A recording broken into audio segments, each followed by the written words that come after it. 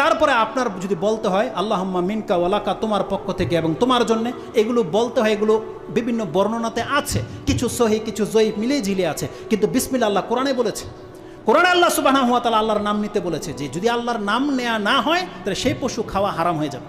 যদি কেউ জেনে শুনে জানার পরেও নাম নিতে না পারে তাহলে তার কুরবানিটা হারাম হয়ে যাবে।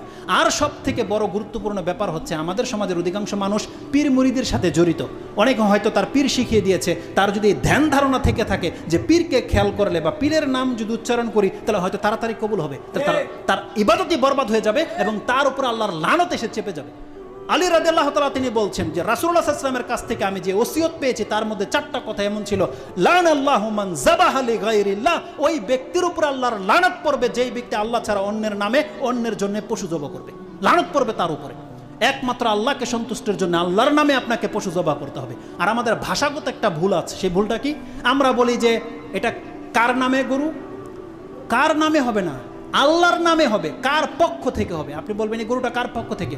আল্লাহ আমার পরিবার অমুক তুমুক এতগুলো পরিবারের পক্ষ থেকে আল্লাহ কবুল করো।